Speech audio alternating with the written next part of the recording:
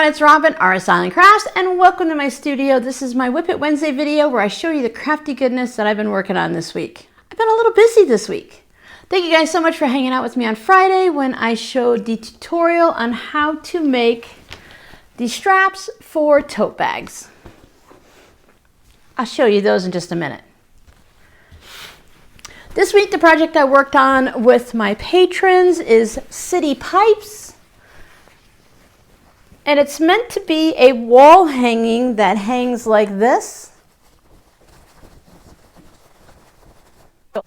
It's a really long wall hanging, but I thought it would also make a great table runner to go like this.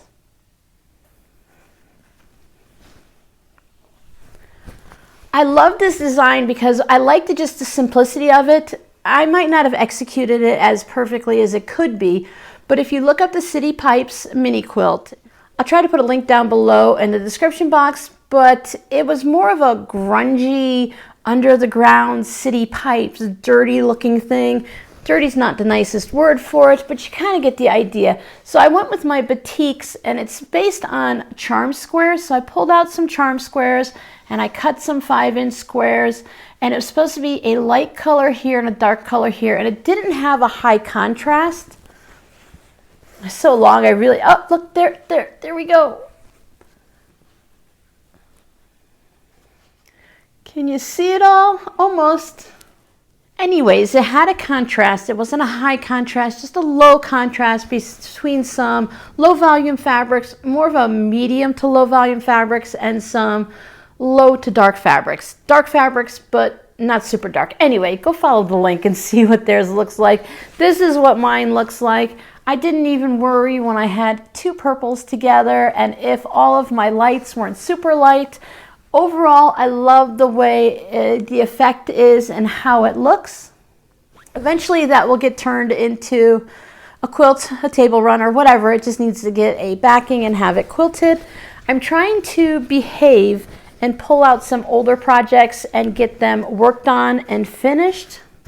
It turned into finished items would be really nice so that they're not sitting in stacks in little containers and stuff waiting for me to finish them. I decided to work on some of the more recent ones first because that's more fun and it's almost like working on a new project. So let me show you what I did finish. Well, almost finished. So here is this tote bag with the half rectangle triangles, I think is what it's called. That's a mouthful. You just want to say half square triangles, but they're not squares, they're rectangles. Someone had mentioned that they look like the sails off of sailboats, and I really like that, and I agree, it kind of looks like that. So here's the front, and there's the back. You guys saw the quilted panels, even the fabric that I chose for the bottom. I did go with the green handles and the green lining. I am so happy that I did. These tote bags, my plan is to have these listed in the shop. I'm recording this on Monday. I worked on them over the weekend. The only thing that's left is to stitch around the top, close up the pocket that I turned the pouch, the tote bags through, and then of course the photos and listing. That's the hardest part, getting the photos. So let me show you what the inside is looking like. So it's got the green fabric. I have magnetic snaps. I'm really enjoying the magnetic snaps right now. I'm getting a little bit better at putting them in. And I like the fact that you still have easy access, but it still kind of closes it off a little bit. I've been watching a lot of videos on recess zippers to see if I can find one that I like. I don't see the point in a recess zipper if the sides are open on the side of the tote and things can still fall out. It stops someone from putting their hand in your tote bag, sure. So I easily knock things off the car seat as I'm driving or looking for something or just sitting here at home and I knock it off of the table or whatever. So I want everything inside to stay put. So those recess zippers that have the openings on the side, I'm not really a fan of. So I'm just looking for the perfect one for me. So here's what the lining looks like. It's all green. This time when I did the welt pockets, I didn't do an actual welt, so I don't have that little piece of fabric up here. I just left it open to the pocket to see if I like that version, and I think it has its purpose, but I'm not sure if I'm a huge fan of it. I do like having the fabric up here to kind of close off the pocket. Now this style of a welt pocket or welt pockets in general, I can't make them too wide because they tend to pop open. But I have the white swirly fabric inside, and then on this side I have a simple zipper pocket. This one goes all the way down to the bottom completely because that's the hole that I leave to turn the tote bag through. So this still has the hole in it. And of course, the zipper pockets on all of the tote bags, I did not remember to open the zipper pocket. So when I turned the bag right side out, after everything was sealed up and sewn and everything like that, all the zippers were closed. Thankfully, it's easy enough to just kind of reach through and feel through the lining and scoot the zipper open up a little bit. The YKK nylon zippers are real easy to open like that. So then I put my label there because I'd made a lot of things on the lining before I put the label on. So I tested it there, and I don't know, it doesn't bother me there. I was thinking about putting it down here, but again, I'd gotten myself into a situation where I didn't have that many options. I didn't want to put it too much with the zipper side because then I worry, I mean, it's sewn on, so it's not like it's going to get in the way of the zipper. But so that's where I'm testing it. Let me know what you think. Do you think the tag works good there? Some of them I want to put on the outside of the bag, and that's the reason I bought certain tags, so we'll see. But the big ones with the little heart on it, I think they look great on the lining. And this is what it looks like from the outside. I love the way this tote turned out. I love the bright and colorful batiks against the white, the green, the blue, everything is just, I think this bag, not that things are perfect, but I think that this is a really good representation of a tote bag. Your basic simple tote bag, couple pockets, and good to go. Did you see I took down my calendar behind me? So for those of you that like seeing the different calendar page as it goes up each month, my apologies, it's over here. If anyone wants to see what calendar day goes up each month, I'll try to remember to show it on the 1st. If you request, I don't want to just show it if nobody really wants to see it. They're just basic Dollar Tree calendars, but I love how vibrant the colors are on this one. But I put up some of the mini quilts that you guys have sent me, and I thought they fit perfectly in that space behind me. Another tote bag that still needs to be stitched around the top. I just ran out of time over the weekend. This is another Patreon project that I turned into the tote bag using the charm squares. I love the way this came out. The colors are really great and fun. And then the handles, I would have loved to have like one of these colors for the handles, but since I didn't have that in yardage, I just used the charm squares. And let's be realistic, a darker handle is usually better anyways because it doesn't show dirt as much. So I have a white swirl. Don't worry, everything gets a nice good press before it goes into the shop and sent out to anyone.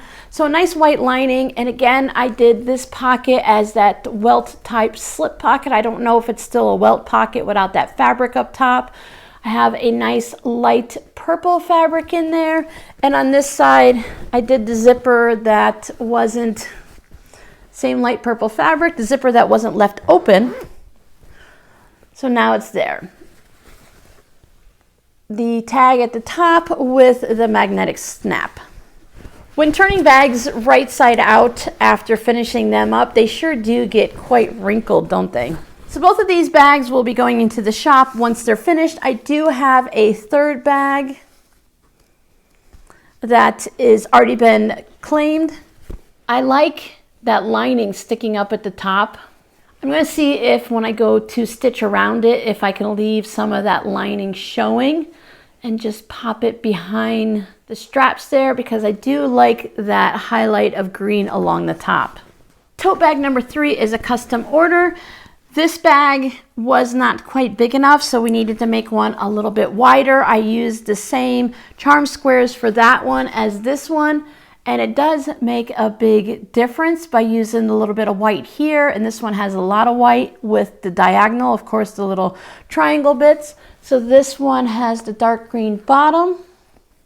You can see both sides. Now for this one, there was a request for a pocket on the outside. So I have a little pocket here. No zippers, so they're all the welt slip type pockets. I won't turn this one right side out, but it still has that same white swirl fabric. and I used the red charms and made 2 pockets on the inside, both that welt type pockets. And everybody has their magnetic closure. So one of the things I've learned that I think I like my straps just a little bit wider. I like this 1.25 inches versus the inch. I like the way it adds a little bit of bulk to it, but I think it just depends on the project you're working on and how wide you want your straps to be. It's personal preference and then just a look. This bag is shorter and a little bit chunky, and this bag is taller and wider this way and stuff. So they both look fine with what they have. But right now I just change my mind on a regular basis, and I think I like the way this one looks with the wider handles. So I did do more than tote bags this week. When I was done at the end of the day, did dinner, dishes, fed the cats and all of that, I thought, I still want to be a little creative, but I don't want to do the tote bags and mess them up, because if I get tired, I don't want to make any mistakes. So I worked on some fabric postcards, of course. I'm storing it in just these little Dollar Tree bins, so I keep track of what phase they're at. So if they're scraps, if they've been put on and they need to be quilted down, and then these just need to have the stitching around it, so they're all blank on the back, no stitching. These 2 are the scraps that are left over from these 2 tote bags. So any of the little strips and scraps and whatnot, I just laid these down on top of some scraps of fusible fleece. And then on these, I zigzag stitched them down. So you can see that on the diagonal, because I find the scraps just look better on the diagonal. So I went with that. I actually made 3 because there's 1 more in the pile.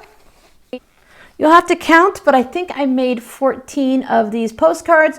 The first night I just went ahead and I laid them all out and glued them down in whatever way I did them. Some of them are on fusible fleece and others are on a stabilizer scraps.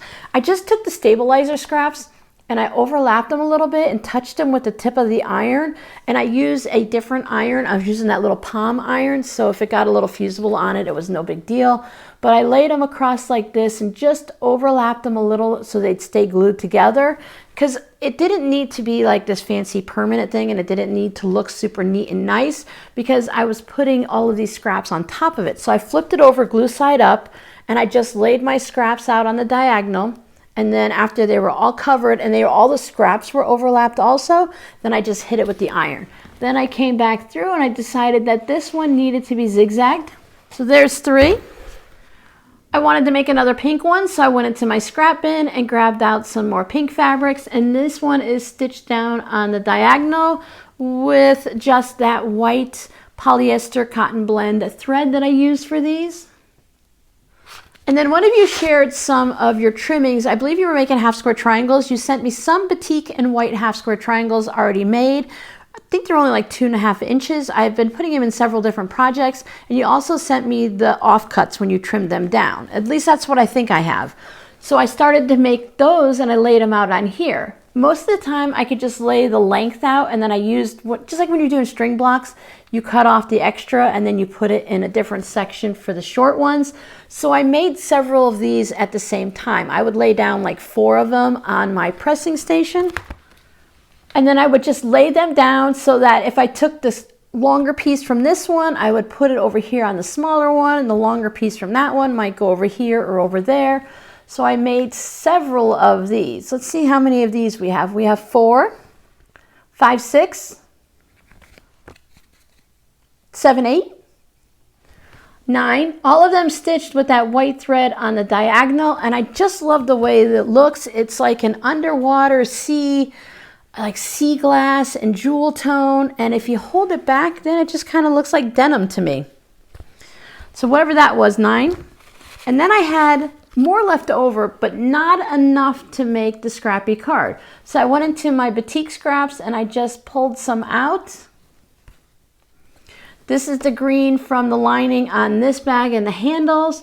This pink is from the flamingo fabric on our giveaway flamingo quilt. When we hit 50,000 subscribers, we're really close, getting there, getting really close. And then just some other scraps that I had. So I had all of these done. So did you keep track of how many of these Scrappy fabric note cards I made? So if you said 14, you are correct. Your Scrappy word for today is batik, because there are so many beautiful batiks sitting out here on the table. My next step is sitting there in the evening. Again, if I want to do a little something crafty and I don't want to knit or watch TV or take a nap or whatever, clean, unpack, put things away, because I'm just not motivated to do too much of the cleaning and unpacking. I can just sit down at my sewing machine and just stitch around these, because there's really no brain power needed for that. So when I look at everything and I think, what did I work on this week? I think I worked on nothing, but I spent Friday, Saturday, Sunday, and part of Monday working on the tote bags. Now, it wasn't an all-day thing. I still had the chores. I've got the cats every day. That's always a process throughout the day. I've got meals and cleaning of the house, and laundry, vacuuming, the normal everyday stuff that stops us from playing at our sewing machine or being creative. So I think I got a lot done. A lot more than I thought. I even cleaned the closet and reorganized some of the fabrics. So I'm getting there. Little by little, I'm getting that done, and I'm trying to empty at least a couple boxes.